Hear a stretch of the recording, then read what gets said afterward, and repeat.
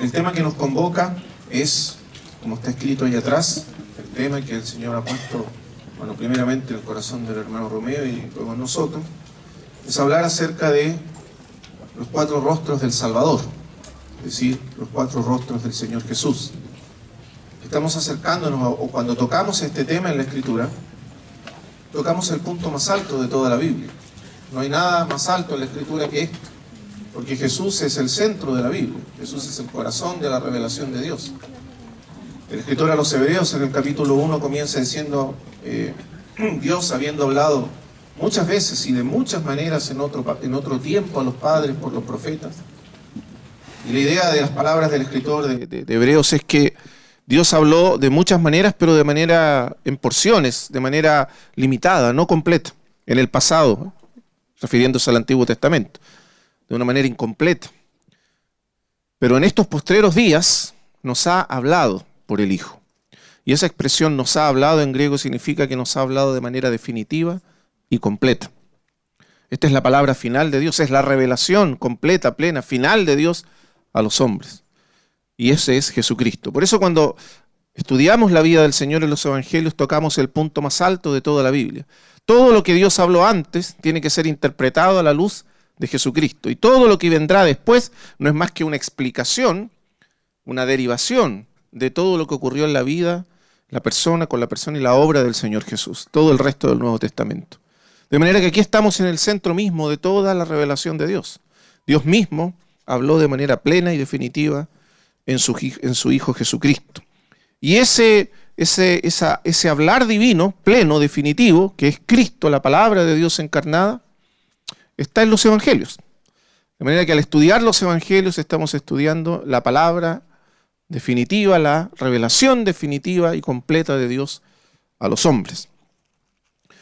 Esa es la idea del Nuevo Testamento, central del Nuevo Testamento y también de toda la Biblia. Quisiera que comenzáramos entonces ahora el estudio que vamos a hacer esta mañana de los Evangelios. Por supuesto, lo que estamos haciendo, como se ha dicho, es una visión panorámica de los Evangelios. Los Evangelios son muy profundos, tienen mucho contenido y uno podría pasar años y años estudiándolos y no agotaría lo que está escrito en ellos. Por eso estamos dando una visión panorámica, porque lo que se está haciendo en este entrenamiento de jóvenes es una visión panorámica del Nuevo Testamento. Entonces, una visión panorámica de la Biblia y ahora del Nuevo Testamento. Quisiera que leyéramos entonces un pasaje que nos pueda ayudar a introducir el tema. En Lucas, Evangelio de Lucas, capítulo 2, versículo 34. Lucas 2, 34. El relato que aparece aquí es la historia de cuando el Señor Jesús fue llevado al templo a los 8 días de su nacimiento, siendo un bebé recién nacido, para ser circuncidado, como mandaba la ley. Los padres lo llevaron al templo en Jerusalén y allí fue circuncidado. Y en ese momento, cuando el Señor fue circuncidado, apareció un hombre llamado Simeón, de quien se dice esperaba la consolación de Israel, y el Señor le había revelado que no vería la muerte hasta que hubiese visto con sus ojos al Cristo, al ungido de Dios. Entonces él llegó al templo en ese momento y se acercó a María, bendijo al niño, lo tomó en sus brazos y dice lo siguiente, vamos a leer el versículo 34. Y los bendijo, no solo al niño, sino que también bendijo a los padres y les dijo. Y los bendijo Simeón y dijo a su madre María, le dijo a María, he aquí, este está puesto para caída y para levantamiento de muchos en Israel, y para señal que será contradicha. Y una espada traspasará tu misma alma, para que sean revelados los pensamientos de muchos corazones. La gran pregunta del Nuevo Testamento, de los 4 evangelios, es ¿quién es Jesús? Y esa es la pregunta que los evangelios intentan responder. No existe una persona individualmente, un individuo, una persona individual, que haya producido un impacto tan profundo en la historia de la humanidad como Jesús. No estamos hablando simplemente del impacto que ha ejercido sobre los cristianos, por supuesto que ha ejercido un impacto profundo y duradero sobre los que creen en Él. Considerando solo ese hecho, quienes han creído en Él en la historia, a lo largo de la historia, uno puede fácilmente decir que el movimiento de carácter sociológico más importante de la historia de la humanidad fue iniciado por Jesucristo. En la actualidad, sin importar de qué denominación o a qué rama del cristianismo adscriben, una tercera parte de la humanidad dice ser seguidora de Cristo. Es decir, de los 6.000 millones de personas que hay en el mundo, más de 2.000 millones se dicen seguidoras de Jesucristo. Piensa usted si hay algún otro movimiento político, religioso, social, lo que sea, en la historia de la humanidad que haya concitado tal adhesión. Usted puede decir que los medios de comunicación han excluido a Jesucristo, han excluido cualquier referencia a Él, a no ser que sea alguna referencia negativa, algún descubrimiento supuesto sobre algo que invalida su persona o su obra. Pero a pesar de eso, sigue siendo y será el movimiento más importante de la historia de la humanidad. 2.000 millones de personas. Es la única religión, o sea, es la única religión entre las llamadas grandes religiones de carácter universal. Solo existe una religión en el mundo que está en todos los países del mundo, y es la religión de Jesucristo. El budismo está confinado a una zona de Asia Oriental, el Islam está en la llamada ventana 1040, una zona restricta del mundo, pero el cristianismo está en todos lados. ¿Quién es este hombre? ¿Quién es? Fíjese que cuando Simeón habla a María, le dice estas palabras, le dice, este hombre, este hijo tuyo, este niño, es una señal que será contradicha. Es decir, suscitará tal inquietud que las personas tendrán tantas opiniones diferentes acerca de él que será difícil que hasta se pongan de acuerdo sobre quién es él. Y eso sigue siendo verdad hasta el día de hoy. No se ha publicado, o sea, nadie, ninguna personalidad de la historia ha producido tantos libros y publicaciones acerca de él como Jesús, ni remotamente. Se han escrito miles y miles de libros acerca de Jesucristo. Algunos a favor, otros en contra, algunos defendiendo su identidad divina o lo que la Biblia dice, y otros atacándola o discutiéndola hasta el día de hoy. Señal contradicha. Fíjese que eso se dijo al principio. Jesús será una señal contradicha hasta el fin de los tiempos. Porque este hombre es simplemente único, desconcertante, incomparable. Nadie se parece a él en la historia de la humanidad. Nadie. Es tan importante Jesús que incluso las grandes religiones del mundo han tenido que hacer un espacio para entenderlo, para explicarlo. Porque si una religión pretende ser universal y de valor universal, tiene que explicar a Jesús. Tan importante es Jesús.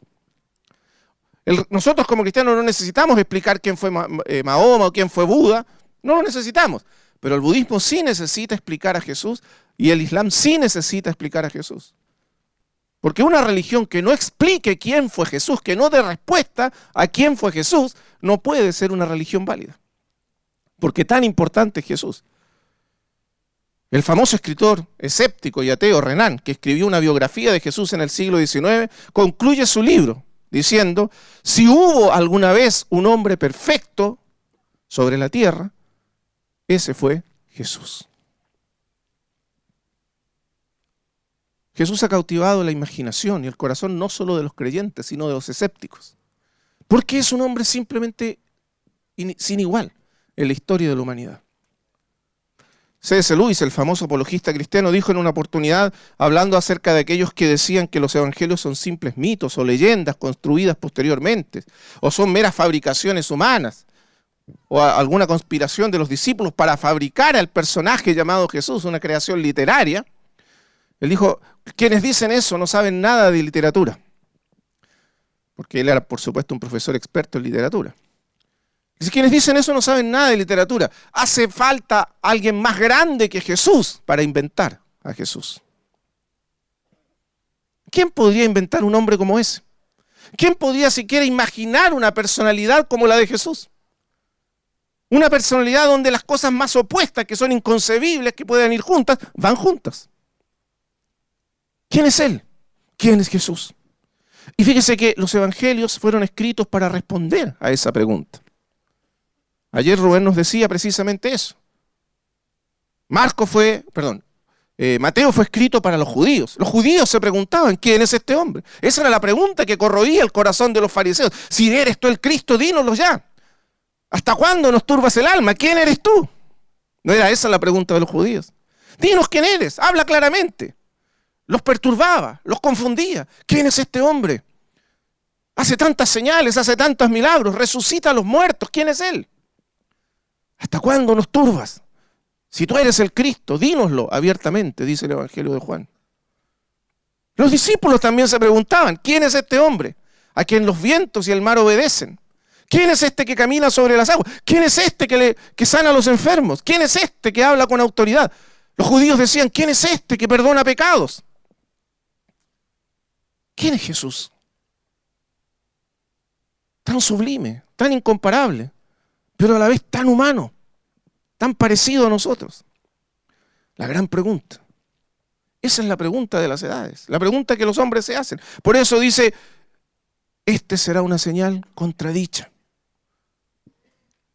Judíos decían, el escepticismo hacia Jesús no es solo del tiempo moderno. Vivimos en una edad escéptica. Vivimos en una edad secular y escéptica. Una edad que no cree en lo sobrenatural, ni en lo milagroso, solo cree en la materia, en el mundo físico, material. Es lo único real. Un escepticismo generalizado. Y por supuesto ese escepticismo también afecta las afirmaciones acerca de Jesús de la Biblia. Pero no piense usted que ese escepticismo es solamente contemporáneo, actual.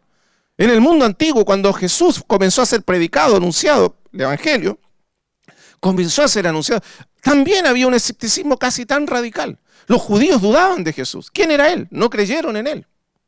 Los griegos también dudaban. ¿Quién es este hombre? Los romanos también tenían muchas dudas acerca de Jesús. Es por eso que los evangelios retratan ese escepticismo constante. En el capítulo 9 de Juan, por ejemplo, cuando aparece aquel ciego que el Señor sanó, el ciego de nacimiento, y los fariseos lo llamaron a rendir cuentas, ellos le dicen, ¿acaso ha creído en él? Le dicen al ciego, ¿acaso ha creído alguno de nosotros, los que conocemos la ley y la palabra de Dios, ha creído en él? ¿Se acuerdan de eso? Esa es la pregunta que hoy nos inquieta. ¿Por qué creer en Jesús? ¿Quién es él? ¿Quién es este hombre? Y entonces cuando estudiamos los evangelios, los escritores del Nuevo Testamento quieren responder esa pregunta. Para los griegos, Lucas escribe a los griegos. Y fíjense que, y Marco probablemente a los romanos, Mateo escribe a los judíos. Entonces cuando uno lee los evangelios se da cuenta que está la intención directa de responder a esa pregunta. Y los evangelios se nos presentan no como una especie de biografía completa, como una persona de hoy escribiría una biografía. Si hoy día nos tuviese uno que escribir la biografía de una persona, ¿qué haría? Contaría toda la historia de él, ¿no? Cuándo nació, dónde nació, qué pasó, cuándo creció, su infancia, su adolescencia. Pero los evangelios no son biografías en ese sentido. Son más bien retratos, relatos de testigos oculares. Ese es el punto fundamental de los evangelios. Lo que los escritores del evangelio enfatizan es que lo que estamos escribiendo acá no lo inventamos. No lo inventamos. Lo hemos visto. Fíjese cómo comienza Lucas. Puesto que ya muchos han tratado de poner en orden la historia de las cosas que entre nosotros han sido ciertísimas. Esto no es invento, esto no es fabricación, esto no es literatura, esto no es una especulación filosófica. Estas son cosas que fueron ciertísimas, que ocurrieron en la historia de la humanidad, reales, siendo testificadas por aquellos que desde el principio lo vieron con sus ojos. Fíjese el énfasis. Lucas está diciendo, aquí no estamos inventando nada. Yo, dice, me encargué de investigar todas las cosas con diligencia desde el origen, para que conozcas bien la verdad de las cosas en las cuales has sido instruido. Y eso mismo se repite en el Evangelio de Juan. Cuando usted comienza a leer el Evangelio de Juan, usted se da cuenta que el énfasis de Juan es, yo lo vi, lo que hemos visto, lo que hemos oído, lo que hemos contemplado, y palparon nuestras manos tocante al verbo de vida. Es un testimonio de primera mano, como daría un testigo en un tribunal. Ese es el énfasis. Cuando una persona es llamada a testificar a un tribunal, es puesta bajo juramento, ¿verdad? ¿Jura usted decir toda la verdad y nada más que la verdad? Solo la verdad, toda la verdad y nada más que la verdad. Y si usted no dice la verdad y se descubre, usted está bajo perjurio y puede ir a la cárcel por eso. Entonces, el testimonio de Jesucristo en el Nuevo Testamento es un testimonio de esa calidad, de ese tipo. Eso es lo que reclaman los escritores. Nosotros estamos testificando como si estuviésemos ante el tribunal de la historia. Estamos obligados a decir la verdad, lo que vimos. Es por eso que cuando usted lee el Evangelio de Marcos, que entre paréntesis los eruditos consideran el más antiguo, usted va a ver que los escritores del Nuevo Testamento no intentan adornar el relato, tratan de ser lo más escuetos, directos y simples posible. Cuando usted lee sobre la resurrección no dice nada específicamente, sino que Jesús resucitó, o sobre la crucifixión, o casi todos los eventos. No tienen adornos, porque los escritores querían ser lo más fieles a la historia misma. Eso es importante entender cuando leamos los evangelios, porque el propósito de ellos es no decir ellos algo acerca de Jesús, sino que la vida de Jesús, las obras de Jesús, la persona misma de Jesús, hable por sí misma. Y responda a la pregunta, ¿quién es Jesús de Nazaret? Vamos a ver qué nos dicen los evangelios. Y lo vamos a ver de una manera panorámica, sin enfocarnos en un solo, sino en los 4 evangelios. Y vamos a estudiar, vamos a verlo en los hitos fundamentales sobre la vida de Jesús. Los hitos fundamentales. Los evangelios tienen mucho contenido, hay muchas cosas que se dicen sobre Jesús. En una especie de hipérbole final en el libro de Juan, en el evangelio de Juan, se nos dice, y Jesús hizo además muchas otras cosas. Muchas otras. Que pienso que si se escribiesen una por una, no cabrían en el libro, en el mundo, los libros que sabrían de escribir. Qué interesante, ¿verdad? O sea, los mismos escritores dicen que, de hecho, los evangelios lo dicen. Recorría Jesús las ciudades y sanaba enfermos, o vinieron a él todo tipo de enfermos y endemoniados, y los sanó a todos. De todos esos que sanó, hay algunos pocos relatos que se registraron más en profundidad. Pero Jesús hizo muchas cosas que no están escritas. Por ejemplo, el material del Evangelio de Juan es casi absolutamente suyo. Hay un pequeño porcentaje del Evangelio de Juan que está en los otros evangelios. Solo 2 de los milagros que menciona Juan aparecen en los otros evangelios. Y toda la enseñanza de Jesús en Juan no está en los otros evangelios. O sea, es un testimonio puro de Juan, diferente. Porque Jesús habló y dijo tantas cosas, dice Juan. Probablemente Juan conocía los otros evangelios, pero él escribió lo que él recordaba y que no está en los otros. Entonces, con esa visión de los evangelios, vamos a estudiar la vida de Jesús y los hitos fundamentales, pero con esta pregunta en mente. ¿Quién es Jesucristo? ¿Y cómo responden los evangelios a esa pregunta? Lo primero que los evangelios nos dicen, y vamos al evangelio de Juan. Aquí comienza, Evangelio de Juan, capítulo 1, versículo 1. Lo primero de lo que nos hablan los evangelios es acerca de la preexistencia de Cristo. Ese es el primer hito fundamental para entender a Jesús. La preexistencia de Cristo. ¿Qué quiere decir esa palabra, la preexistencia? Que Jesús no comenzó a existir en el momento en que nació o fue engendrado de María, sino que Él, la persona de Cristo, existió desde antes. La verdad, existió desde la eternidad. Ese es el primer elemento. Vea lo que dice el Evangelio de Juan, capítulo 1, versículo 1.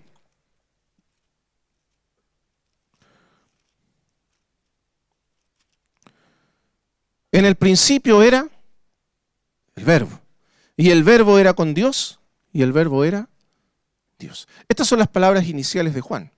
Ayer Rubén mencionaba que aquí la palabra es el logos, y explicamos un poco qué era el logos para el pensamiento griego. La palabra, la razón, el orden, el diseño, la inteligencia detrás del universo. Y estas son palabras del apóstol. Pero la pregunta que surge inmediatamente, ¿por qué el apóstol llegó a esta convicción? ¿De dónde sacó Juan que Jesús era el Verbo, la palabra eterna de Dios que coexistía eternamente con Dios? Es decir, que el Verbo no tiene principio, que el Verbo es eterno, que el Verbo es Dios. Y aquí lo identifica con Dios. En el griego es mucho más enfático, porque en el griego si usted quiere resaltar algo, lo que usted quiera resaltar lo coloca primero. El griego se puede escribir en cualquier orden que uno quiera, pero cuando uno construye una oración o una frase y quiere resaltar una palabra principal en esa oración, la pone al principio. Algo que en el español, por supuesto, no se puede hacer, porque hay que seguir unas ciertas reglas gramaticales y de sintaxis. Pero en el griego se puede. Entonces, si uno leyera en griego, dice así: en el principio era el verbo, la palabra. Y el verbo era, o estaba, ahí el estaba es un pasado continuo, o sea, existía, simplemente existía de manera eterna con Dios. Literalmente proston theon, que significa cara a cara con Dios, en íntima comunión y relación con Dios. Así existía el verbo. Pero fíjese cómo dice, y el verbo, dice nuestra traducción, era Dios, pero en griego dice, y Dios era el verbo. Pero ese Dios allí no tiene artículo. Eso quiere decir que ese Dios no es el mismo Dios que es el Padre, sino que es el Hijo. Pero el hecho de que sea Dios era el verbo es que Juan está enfatizando la divinidad de Jesucristo, su carácter, su naturaleza divina. Y eso es muy importante. Eso lo dice Juan al principio de su evangelio. Pero ¿cómo es que Juan y los demás apóstoles llegaron a la convicción de que Jesús era Dios, el Dios eterno, preexistente? Piensa un momento en el contexto cultural y religioso del judaísmo, donde estas palabras fueron dichas. Los judíos creían en la existencia de un solo Dios. El monoteísmo judío era radical. Y el pecado supremo, la abominación, como decían los judíos, suprema, el pecado supremo de la humanidad es crear o fabricar un Dios y colocarlo en el lugar del verdadero Dios. A eso los judíos llamaban una abominación. Por eso el anticristo es llamado la abominación desoladora. El inicuo que se coloca en el lugar de Dios y se hace pasar por Dios. O sea, un hombre que se haga pasar por Dios o se coloque en el lugar de Dios es una abominación. Ese es el contexto. Entonces, ¿cómo es que estos hombres que eran judíos, que fueron criados en ese sentimiento profundo de monoteísmo y de rechazo a la idolatría, llegaron a la conclusión de que un hombre, Jesús de Nazaret, era el Dios de Israel? Porque si Jesús es Dios, no podía ser un Dios, porque la declaración fundamental de la fe de Israel es ¿cuál? Escucha, oh Israel, el Señor tu Dios, el Señor uno es. Esa es la declaración de fe fundamental. Hay un solo Dios. No hay dos, ni tres, ni cuatro. Uno es. No tendrás dioses ajenos delante de mí. No te harás imagen. No te postrarás delante de ellas, ni las honrarás. Esa es la esencia de la fe de Israel. Entonces, que un hombre, que Jesús sea reconocido como Dios, es un salto tan grande, es una cosa tan impensable para el contexto judío, que uno tiene que preguntarse, ¿de dónde sacaron los discípulos esa idea? ¿La inventaron? ¿Qué judío se habría atrevido a inventar? ¿No habría sido terrible que si Jesús nunca dijo ser Dios, nunca afirmó ser Dios, nunca ni siquiera dio un indicio, los judíos, sus discípulos le hubieran atribuido divinidad? ¿No habría sido eso una especie de completa infidelidad a su maestro? ¿Ponerlo en la posición de ser un blasfemo, de ser una abominación? ¿De dónde lo sacaron?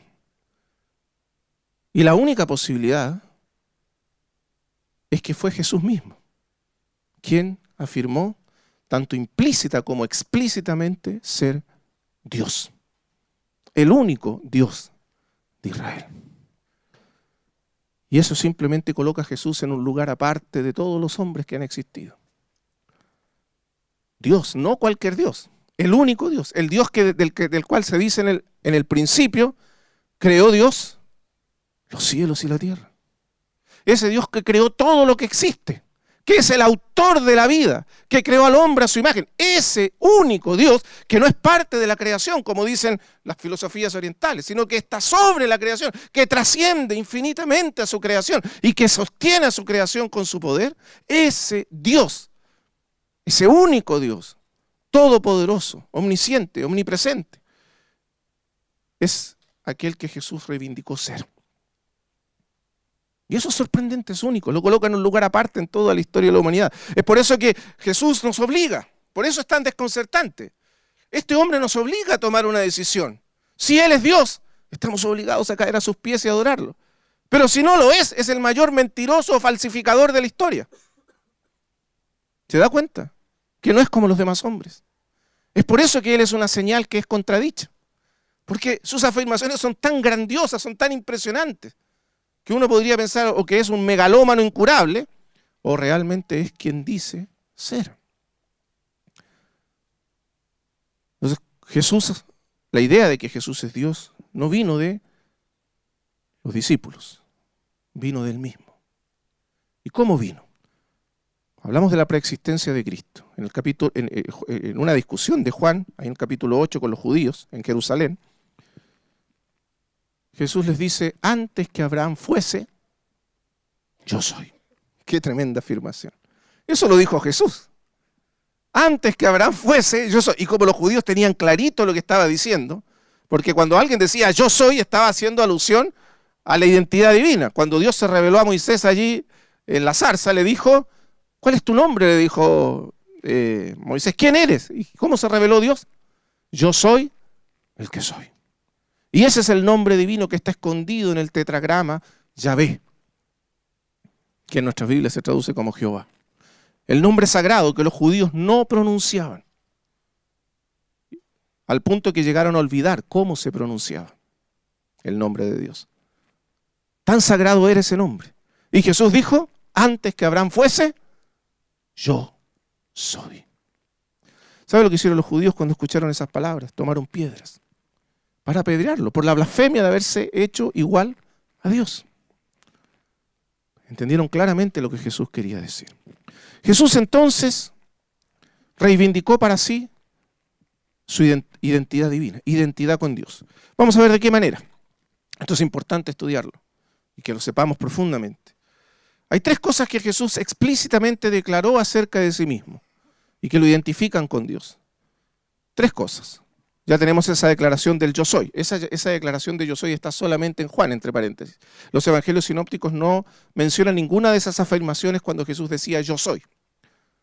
Pero excepto la afirmación cuando Jesús subió a la barca en medio de la tempestad caminando sobre las aguas. Ahí Jesús le dijo a los discípulos yo soy.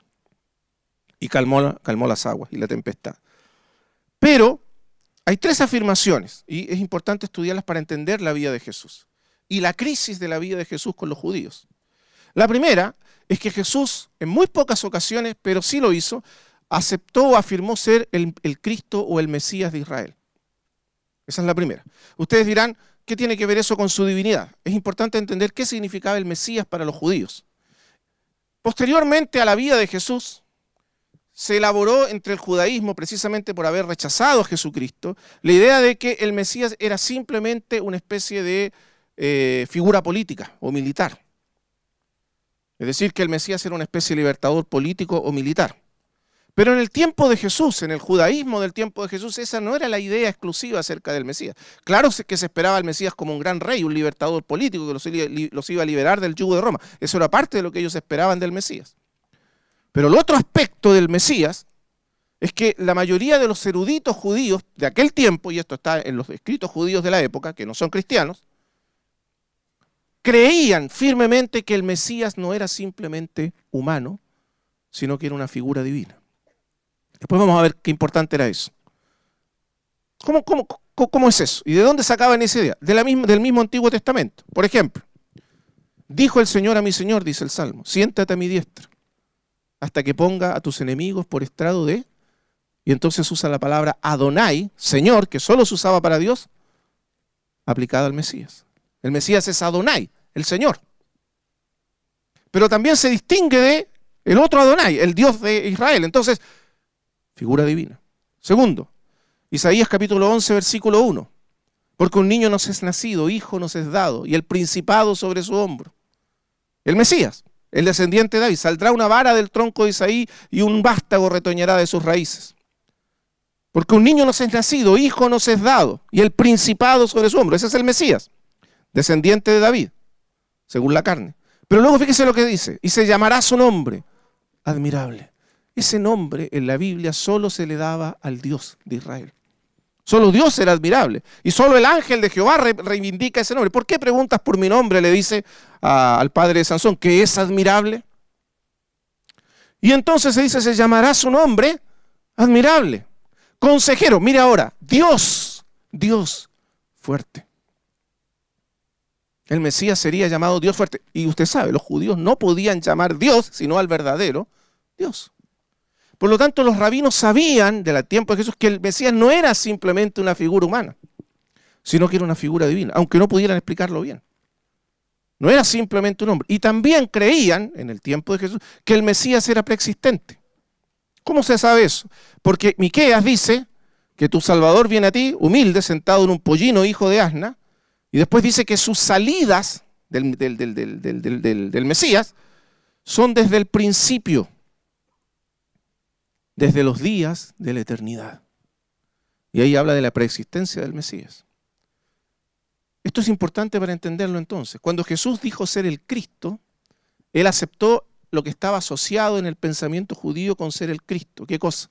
Que era también el Hijo del Dios vivo. Es por eso que cuando el Señor le pregunta a Pedro y a los discípulos, en el capítulo 16 de Mateo, ¿quién dice los hombres que es el Hijo del Hombre? Y dan diferentes respuestas. Unos dicen que Elías, otros que el profeta, en fin, todas las figuras que se esperaban en Israel proféticamente. ¿Y vosotros?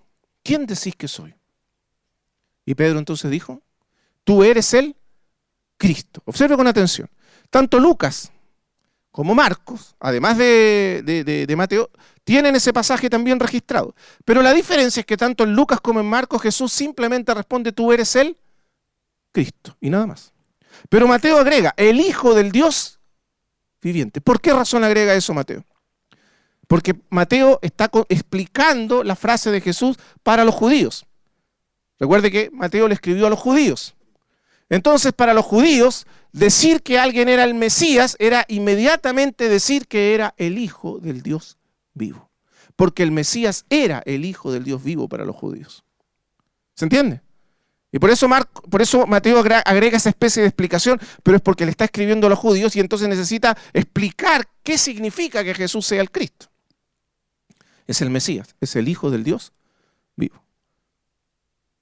Y en ese momento Jesús aceptó esa afirmación y dijo, bienaventurado eres Simón. Ese fue uno de los momentos en que Jesús explícitamente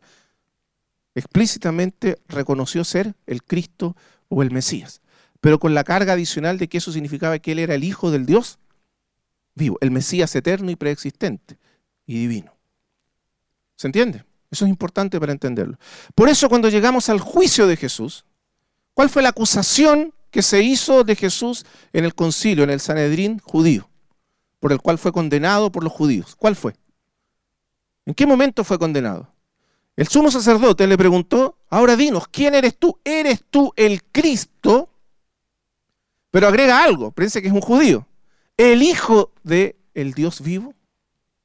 ¿O el Hijo del Dios viviente? ¿Eres tú el Cristo, o como dice Marcos, el Hijo del bendito? Y esa expresión, el bendito, es muy interesante, porque no aparece en ninguna otra parte de la Biblia. En ninguna otra parte de la Biblia se nos dice que Dios se llame el bendito, porque esa no es una manera en que los escritores del Nuevo Testamento hablaban de Dios, sino los judíos. Recuerda que los judíos no querían mencionar el nombre de Dios. Entonces usaban esa expresión, el bendito. El sumo sacerdote le dijo, ¿eres tú el Cristo? Es decir, el Hijo del Dios vivo o el Hijo del bendito. ¿Y Jesús qué dijo? Diferentes versiones. En una parte dice, yo soy, en otra, tú lo has dicho, pero como sea, lo aceptó. De manera que Jesús fue condenado. ¿Y qué hizo el sumo sacerdote inmediatamente? Rasgó sus vestidos. ¿Habéis oído la blasfemia? Rasgar los vestidos era el procedimiento estándar entre los judíos cuando se oía una blasfemia. Y entonces ya no necesitamos que nadie más diga nada. Este ha blasfemado, porque se ha identificado a sí mismo con Dios. Porque identificarse con el Mesías era identificarse con Dios. Y entonces fue condenado. Ese es el primer elemento de su divinidad. El segundo es que Jesús afirmó ser el Hijo del Hombre. De hecho, Jesús se refiere a sí mismo en más de 100 oportunidades en la Biblia, mayormente en Mateo, en segundo lugar Lucas, tercer lugar Marco y Juan. Casi 100 veces en la Biblia se refiere a sí mismo como el Hijo del Hombre. Ese era de hecho el título que él usaba para sí mismo. No se refería a sí mismo ni como el Hijo de Dios, ni como el Mesías, sino como el Hijo del Hombre. ¿Qué quería decir Jesús con el Hijo del Hombre? En primer lugar, claro, hablaba de su identificación con el hombre, que él era un verdadero hombre. Pero, y aquí viene lo interesante, Jesús usaba el título con artículo, no sin artículo.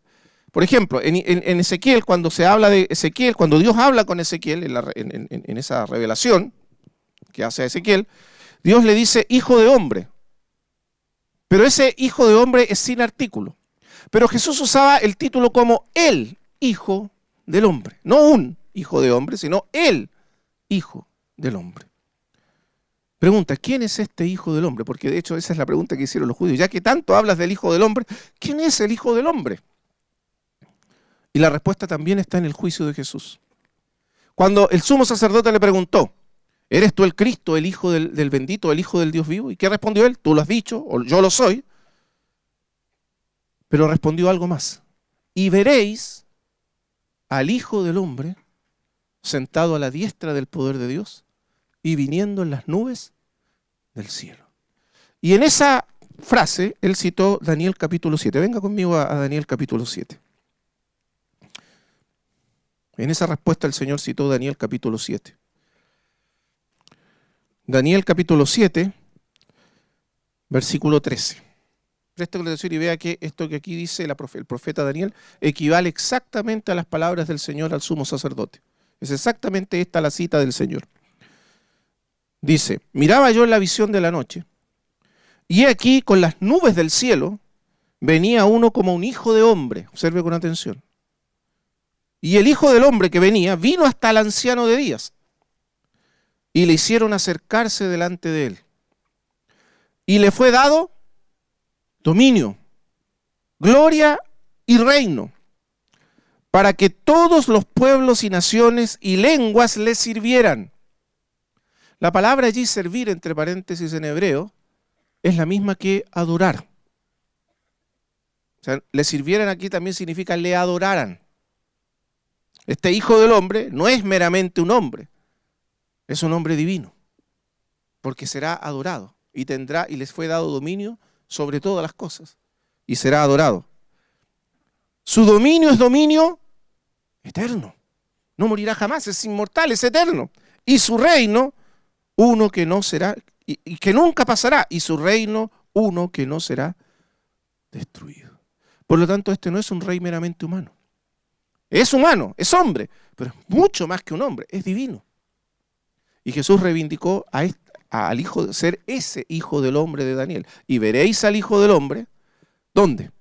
Sentado a la diestra del poder de Dios, recibiendo toda autoridad, poder y dominio. Y viniendo en las nubes del cielo. Y como dice la profecía, miraba yo en la visión de la noche y aquí con las nubes del cielo venía uno como hijo de hombre. De manera que Jesús reivindicó ser este hijo del hombre de Daniel delante del sumo sacerdote. Y como para los judíos el hijo del hombre de Daniel era una figura divina, era el hijo de Dios, entonces dos veces, afirmando que es el Cristo y afirmando que es el hijo del hombre, Jesús reivindicó explícitamente su divinidad o su identidad divina. Ahora, la mayoría de las veces Jesús no reivindicó explícitamente su identidad divina, pero hay una serie de acciones, de hechos, implícitos en la vida de Jesús a lo largo de los evangelios, que también demuestran su conciencia, su autoconciencia de ser Dios, su identidad divina. ¿Cuáles son esos? Vamos a mencionar algunos porque son muchos, pero voy a mencionar a lo menos tres. Primero, y todos los evangelios coinciden en lo mismo, que Jesús poseía conciencia de su identidad divina o divinidad implícita. Primero, Jesús reivindicó autoridad para perdonar pecados. Ahora presta atención porque esto es súper interesante. Hay una escena en el Nuevo Testamento cuando Jesús enseñaba y trajeron un hombre y como no podían llegar cerca de Jesús, hicieron un hoyo en el techo y bajaron a un hombre paralítico y lo pusieron delante de Jesús. ¿Recuerdan eso? Y Jesús, en vez de sanarlo inmediatamente, ¿qué dijo? Cuando dice Jesús al ver la fe de ellos, dijo, hijo, tus pecados te son perdonados. ¿Cuál fue la reacción de los judíos? Este blasfema. ¿Por qué blasfema? Porque ¿quién puede perdonar pecados sino Dios? Porque, hermano amado, cuando uno peca, ¿contra quién peca? Solo la persona que ha sido ofendida puede perdonar la ofensa. Y si los pecados son hechos contra Dios, ¿quién podría perdonar pecados sino Dios? Y es por eso que en el judaísmo existía un complejo y riguroso procedimiento sacerdotal para el perdón de los pecados. ¿Recuerdan los sacrificios? Toda la estipulación de las ofrendas y los sacrificios por el pecado. El día de la expiación. No era llegar y pretender que Dios perdonara mis pecados. Pero ¿quién podía perdonar pecados en lugar de Dios? Y Jesús simplemente le dice, no el Señor dice, o así dice el Señor, sino yo digo, tus pecados te son perdonados.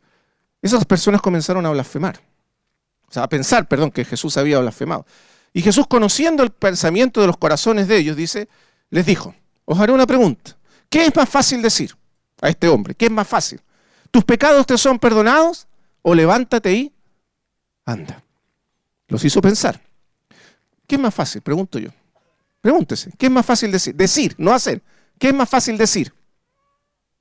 Tus pecados te son perdonados. Uno lo puede decir sin ningún costo, por decir así. Pero decir levántate y anda, eso sí que es difícil. Entonces Jesús les dijo, para que sepáis que el Hijo del Hombre en la tierra tiene potestad para perdonar pecados, a ti te digo, levántate y anda. Y el hombre inmediatamente se levantó y tomó su lecho. ¿Qué estaba haciendo? ¿Qué estaba ocurriendo ahí? Jesús estaba demostrando que él realmente tenía autoridad para perdonar pecados. Qué maravilloso, ¿verdad?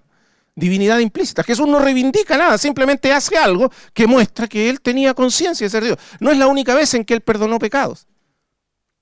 ¿Recuerdan cuando él estaba en una mesa ahí sentado con los fariseos y vino una mujer y empezó a ungir sus pies? Y los fariseos decían, si fuera profeta sabería que esta mujer es pecadora. Y Jesús se dio vuelta y le dijo, hija, tus pecados te son perdonados. E inmediatamente los otros dijeron, ¿quién es este que se atreve a perdonar pecados? Lo mismo, Jesús tenía conciencia de que él podía perdonar pecados sin invocar a nadie más que a sí mismo.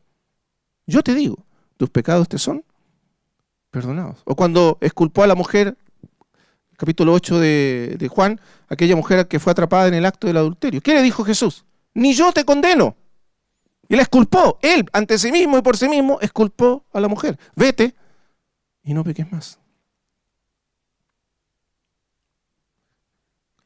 Segunda elemento. Cuando usted lee el Sermón del Monte, usted se da cuenta de que Jesús hace algo tremendamente insólito, incomprensible para el judaísmo. De hecho, hay un famoso pensador judío que escribió un libro recientemente sobre Jesús, escribió un libro sobre Jesús. Y en ese libro él hace una especie de panegírico, una defensa positiva de Jesús. Le gusta Jesús, le gusta su carácter, su persona, le parece admirable, extraordinario, sin ser cristiano. Lo reivindica, por decir así. Pero en un capítulo del libro él dice, sin embargo, hay un punto en que ningún judío, ni yo, ni ningún judío puede seguir más a Jesús. En el Sermón del Monte, dice él, Jesús dijo, oísteis que fue dicho, pero yo os digo. Y de un plumazo modificó, alteró o canceló la ley de Dios. Ahora él pregunta, ¿qué hombre puede siquiera pretender tener la autoridad para cambiar o modificar o ajustar la ley de Dios? ¿Quién? Solo Dios. ¿Cómo un hombre se va a arrogar, dice, es un judío, se va a arrogar el derecho de decir, yo digo, esto dice Dios en la ley, pero yo digo? Y de un plumazo dice, oísteis que fue dicho, no cometerás adulterio, pero yo os digo. Oísteis que fue dicho, no matarás, pero yo os digo. Primer elemento, como si él tuviese autoridad para cambiar la ley misma de Dios. Y en segundo lugar dice, y lo otro dice, es que Jesús no dice como los profetas, así dice el Señor. Porque ningún profeta se atrevió a hablar a nombre de sí mismo. Los profetas hablaban en nombre de Dios. No es lo que dice Elías, no es lo que dice Jeremías, eso da lo mismo. Así dice, pero Jesús no decía, así dice el Señor. Él simplemente decía, yo os digo. Y tomaba su autoridad de sí mismo. Tremendo, ¿verdad?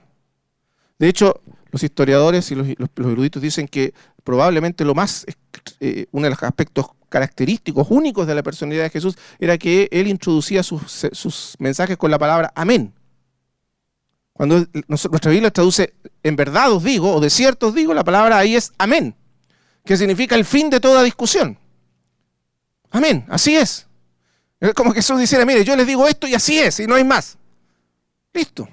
¿Y de dónde sacaba esa autoridad? Él no invoca la autoridad de Dios. Simplemente yo digo, así es. Eso significa que Jesús tenía conciencia de ser Dios.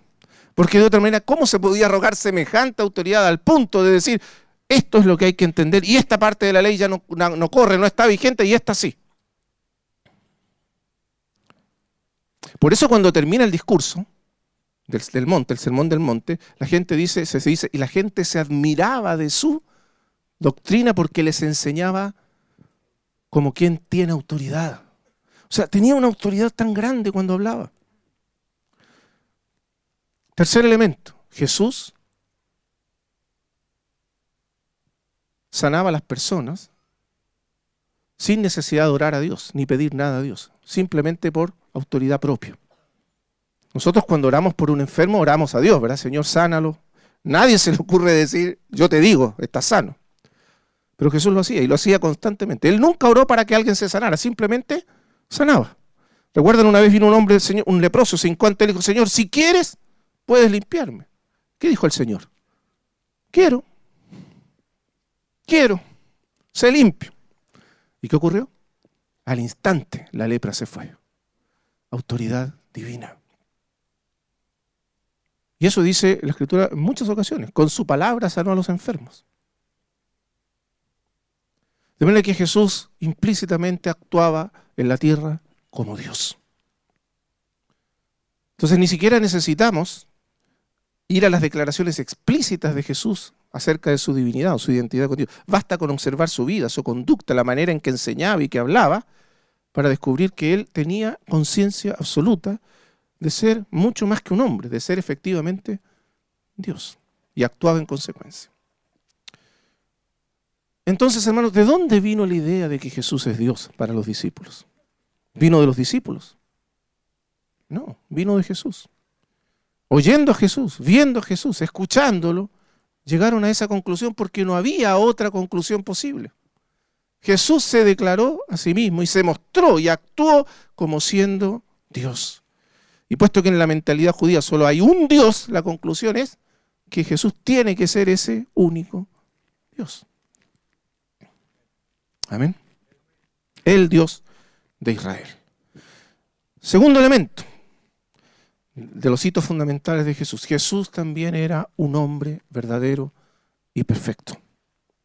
Jesús no solamente es Dios, perfecto Dios, uno con Dios, no reivindicó solamente para sí la divinidad y una identidad con Dios, y actuó en consecuencia, sino que también vivió y actuó como un verdadero hombre. A fines del siglo I, en el tiempo en que Juan escribió su evangelio, surgieron algunas doctrinas llamadas gnósticas o prenósticas, como el docetismo, que se negaban a aceptar la humanidad de Jesús, que Jesús hubiese sido un verdadero hombre. Y la razón es porque para los griegos era inconcebible que la divinidad, que el logos divino, pudiese hacerse hombre, porque para ellos la materia física y el cuerpo físico eran algo malo, negativo. Entonces, ¿cómo podría Dios hacerse hombre? No lo concebían. Y por lo tanto empezaron a surgir una serie de doctrinas heréticas que enseñaban que lo que en verdad ocurrió es que cuando el Verbo se hizo carne, asumió una apariencia humana, es decir, una especie de apariencia para que los demás lo vieran como un hombre, pero que en realidad no era verdaderamente un hombre material, físico, orgánico. O bien algunos otros enseñaban que cuando Jesús fue bautizado, el hombre Jesús fue bautizado, el Cristo divino descendió sobre él en el Espíritu Santo y vivió con él hasta el momento de la cruz. Y cuando Jesús fue crucificado, ese Espíritu divino lo abandonó y el hombre Jesús murió. En cualquiera de los dos casos lo que se buscaba negar era la verdadera humanidad de Cristo, la encarnación. Por eso Juan escribe su evangelio. Y comienza de esa manera tan enfática. Ese verbo eterno, preexistente, uno con Dios, desde la eternidad, aquel verbo, Juan 1:14, se hizo carne. Y esta es la doctrina de la encarnación. Y esto también necesitamos entenderlo, porque es el segundo hito fundamental. La doctrina de la encarnación. ¿Cuál es esa doctrina? Está enseñada en Juan y particularmente en Lucas y un poquito en Mateo. Porque son los tres evangelios hay solo dos evangelios que relatan el nacimiento de Jesús, que son Mateo y Lucas. El más extenso es Lucas, por supuesto. Y Juan no lo relata, sino que lo resume en este breve versículo. Y aquel verbo fue hecho carne. La palabra carne para los hebreos significa hombre. Carne es sinónimo de hombre.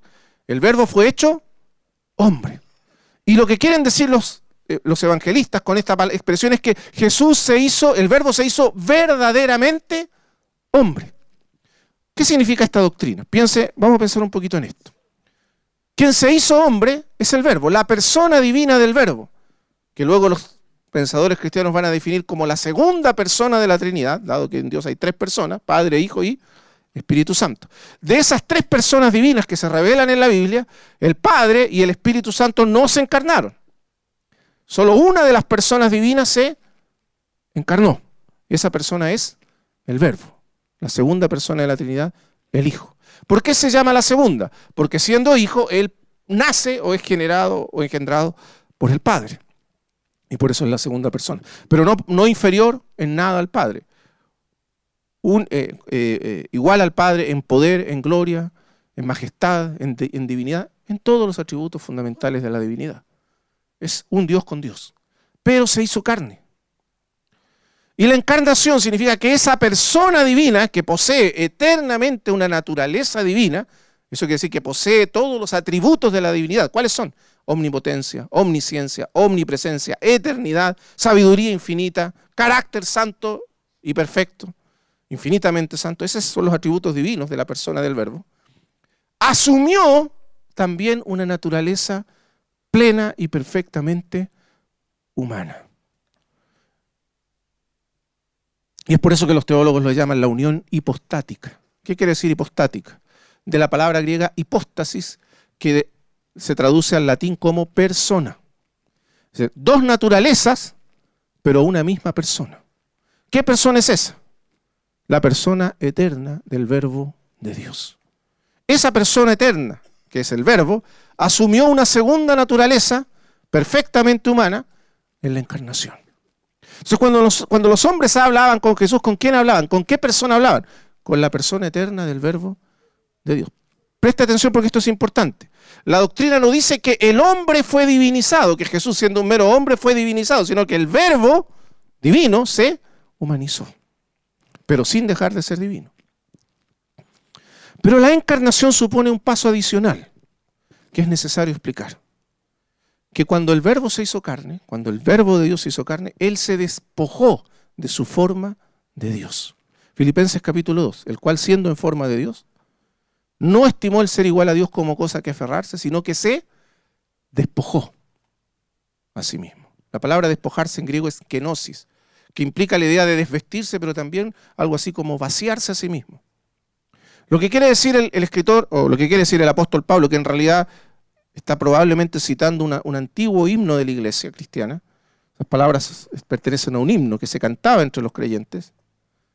Lo que quiere decir él es que Cristo, teniendo la forma exterior visible de Dios desde la eternidad, o sea, estando investido gloriosa y eternamente de la gloria de Dios y de todos los atributos de la deidad, se despojó de esa forma visible.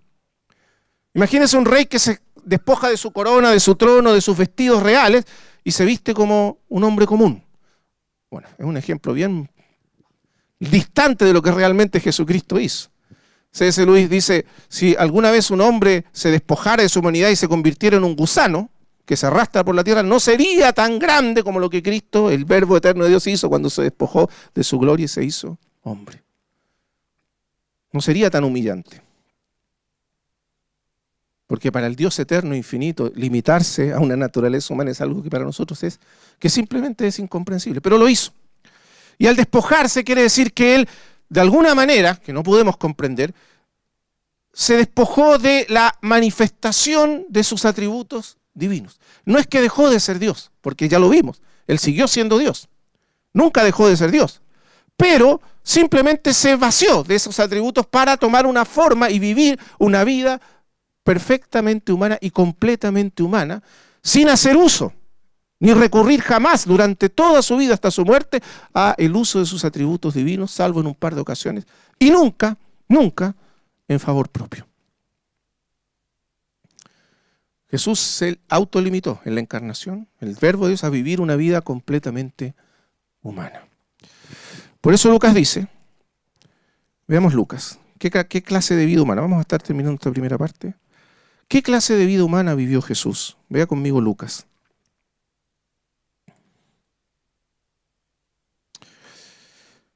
Lucas, capítulo 2. Entre paréntesis, Lucas es el evangelista que más tiene que decirnos sobre el nacimiento de Jesús. Usted recuerda que Lucas dice que él investigó todas las cosas con diligencia desde su origen. Uno tiene que preguntarse, ¿con quién habló Lucas para saber estas cosas? ¿Quién es la única persona que podría haber sabido tanto de estas historias del nacimiento como Lucas las registra? Solo una, María. Y de hecho queda claro que fue María porque él agrega comentarios sobre lo que pasaba en el corazón de María. Y María guardaba todas estas cosas meditándolas en su... ¿Quién le pudo haber dicho eso a Lucas sino María? Usted sabe que Lucas permaneció 2 años enteros en Jerusalén acompañando a Pablo cuando fue Pablo encarcelado. Pero también estuvo antes en Jerusalén. O sea, en alguno de los viajes probablemente Lucas encontró a María y aprovechó de investigar directamente lo que María sabía de Jesús. Y entonces lo pone aquí, en su evangelio. Recuerda, por ejemplo, la oración de María, una serie de eventos que son muy íntimos de María, pero que él registra en su evangelio. Y él dice que cuando la anunciación, el día en que el ángel Gabriel le anunció a María que en ella sería engendrado Jesucristo, el Hijo de Dios, el ángel le dice lo siguiente, venga conmigo al capítulo 1, versículo, bueno, le dice muchas cosas. Pero el versículo 32 le dice, el 31, y ahora concebirás en tu vientre y darás a luz a un hijo y llamarás su nombre Jesús, que significa Salvador. Este será grande y será llamado Hijo del Altísimo. Y el Señor Dios le dará el trono de David, su padre, el Mesías, y reinará sobre la casa de Jacob para siempre y su reino no tendrá fin. Entonces María, lógicamente, siendo que María era virgen, no había jamás estado con un hombre, estaba desposado, es decir, estaba comprometida para casarse con José. No estaba casada todavía, estaba desposada o estaba prometida para casarse con José. Versículo 34. Entonces María dijo al ángel, ¿cómo será esto? Claro, lógico, cualquier mujer preguntaría, ¿verdad? Pues no conozco varón, ¿cómo voy a tener un hijo si nunca he estado con un hombre? Era virgen. Respondiendo el ángel le dijo, el Espíritu Santo vendrá sobre ti, y el poder del Altísimo te cubrirá con su sombra, por lo cual también el santo ser que nacerá, será llamado Hijo de Dios. ¿Qué le dijo María entonces? El ángel a María. Que el nacimiento de Jesús iba a ser una obra del Espíritu Santo. Que claro, un hombre no puede nacer, o sea, no puede ser engendrado ningún ser humano si no es por la unión, ¿no?, de un espermio masculino con un óvulo femenino. Se requieren los cromosomas del hombre y la mujer para constituir un nuevo ser humano. Pero entonces Dios mismo iba a tomar de María la humanidad de Jesús e iba a insertar en ella a su Verbo eterno. Y eso fue lo que hizo el Espíritu Santo. De manera que Jesús asumió de María completamente la humanidad, la naturaleza humana, la tomó de María. Tomó de María la naturaleza humana y el Espíritu Santo lo hizo nacer. Pero con una diferencia. ¿Cuál? Que cuando el Espíritu Santo tomó la humanidad de María, la santificó.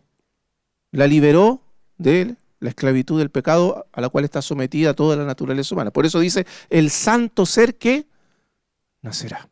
De manera que Jesús nació como un hombre, pero con una gran diferencia respecto a todos nosotros. ¿Cuál? Nació sin pecado. Recuerda lo que dice el Salmo 51 cuando David dice, en pecado me concibió mi madre. Todos nosotros fuimos concebidos bajo el dominio del pecado. Desde el momento en que somos concebidos, heredamos de Adán la condición de pecado. Todos, excepto uno. ¿Quién? Jesucristo. ¿Por qué? Porque cuando Él nació, cuando Él fue engendrado en el vientre de María, el Espíritu Santo produjo esa generación. Y al hacerlo, libertó la naturaleza humana de Cristo y la santificó para que estuviese libre del pecado desde el momento de su concepción. En otras palabras, Jesús se constituye así en el segundo hombre, en el postrer Adán.